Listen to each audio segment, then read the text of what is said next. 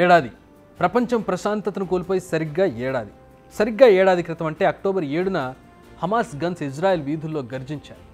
1200 మందికి పైగా ప్రాణాలు తీశాయి. 250 మందిని బందీలుగా చేశాయి.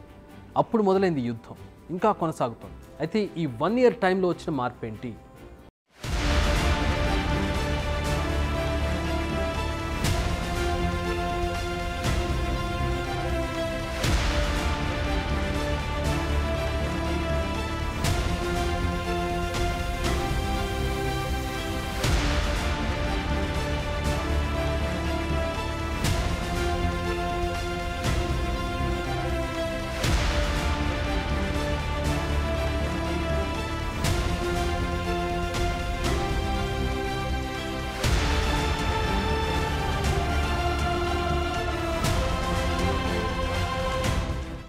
అప్పుడు మొదలైంది ఇజ్రాయెల్ హమాస్ యుద్ధం.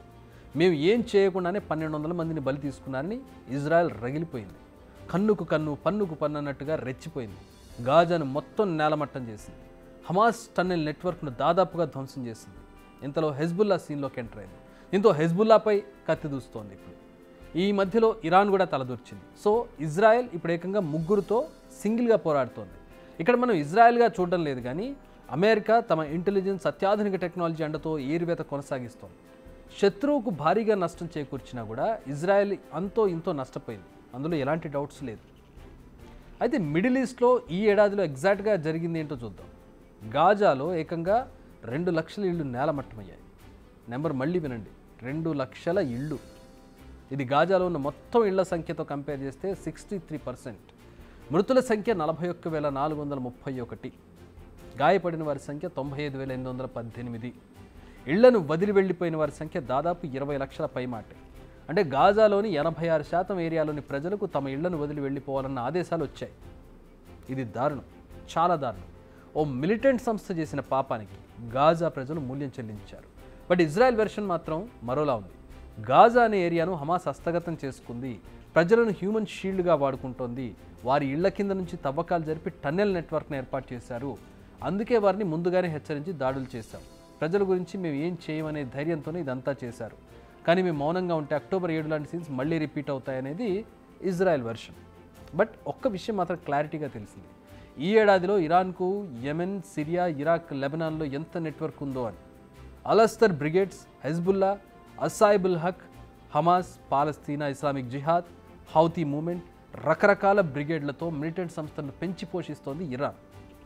ఈ అన్ని సంస్థల్లో కలిపి దాదాపు 160,000 నుంచి 2 లక్షలకు పైగా ఫైటర్లు ఉన్నాయి.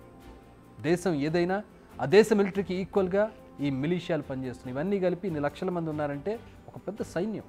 ఇక ఇజ్రాయెల్ వైపు చూస్తే 726 మంది ఇజ్రాయెల్ సైనికులు మృతి చెందారు. ఒక్క అక్టోబర్ 7న 380 మంది చనిపోయారు. 346 మంది గాజా కాన్ఫ్లిక్ట్స్లో మృతి చెందారు. 4,576 మంది తీవ్రంగా గాయపడ్డారు. గాజా నుంచి ఇజ్రాయెల్లోకి దూసుకొచ్చిన రాకెట్లు 13,200. లెబనాన్ నుంచి ఇజ్రాయెల్లోకి దూసుకొచ్చిన రాకెట్లు 12,400. ఇరాన్ నుంచి 400, యెమెన్ నుంచి 180, సిరియా నుంచి 60 రాకెట్లు దూసుకొచ్చాయి. ఇది ఇజ్రాయెల్కు జరిగిన డ్యామేజ్. బట్ తీవ్ర నష్టం కారణంగా యుద్ధాన్ని ప్రారంభించిన ఇజ్రాయెల్ ఇప్పుడు చాలా అడ్వాంటేజ్ పొజిషన్లో ఉందని చెప్పాలి. హమాస్, హెజ్బుల్లా చీఫ్లను మట్టుబెట్టింది. అంతేకాదు 8 మంది బ్రిగేడ్ కమాండర్లు, 30 మంది బెటాలియన్ కమాండర్లు, 165 కమాండర్లతో పాటు వందలాది మంది మిలీషియా ఫైటర్లను మట్టుబెట్టింది. లెక్కలు ఎలా ఉన్నా కూడా నష్టపోయింది మాత్రం అమాయక ప్రజలు. ఈ యుద్ధం వల్ల ఎక్కువ మూల్యం చెల్లించుకున్నది పాలస్తీనా ప్రజలే. ఇంకా చెల్లించుకుంటున్నారు కూడా. ఇప్పుడు లెబనాన్ వంత అన్నట్టుగా ఉంది పరిస్థితి. You will be cowards if you don't fight, you will become enemy if you fight. ఇది ఇజ్రాయెల్ పరిస్థితి. పోరాడితే శత్రువు అవుతాం, పోరాడకపోతే పిరికివాడు అవుతాం. ఈ ఏడాదిలో మరో క్లారిటీ కూడా వచ్చింది. ఏ సమస్యనైనా పరిష్కరించడానికి లేదా యుద్ధాలను ఆపేందుకు ఏర్పాటు చేసుకున్న ఐక్యరాజ్య సమితి అనేది పేరుకు మాత్రమే ఉందని, దానివల్ల ఉపయోగం ఏమీ లేదని. అటు యుక్రెయిన్ రష్యా యుద్ధాన్ని, ఇటు ఇజ్రాయెల్ హమాస్ యుద్ధం విషయంలో యుఎన్ఏ ఏం చేయలేకపోయింది. ఇంటర్నేషనల్ క్రిమినల్ కోర్టు కూడా పేరుకు మాత్రమే ఉందనేది కూడా ఈరోజు తేలిపోయింది. యుద్ధం ఆరంభమైంది అక్టోబర్ 7, 2023. ఇది అందరికీ తెలుసు. మరి అంతం ఎప్పుడు? ఈ ప్రశ్నకే సమాధానం ఎవరికీ తెలియదు. బిగ్ టీవీ అవుట్లుక్ కథనాలు నచ్చితే వెంటనే బిగ్ టీవీ ఛానల్ ను సబ్స్క్రైబ్ చేయండి.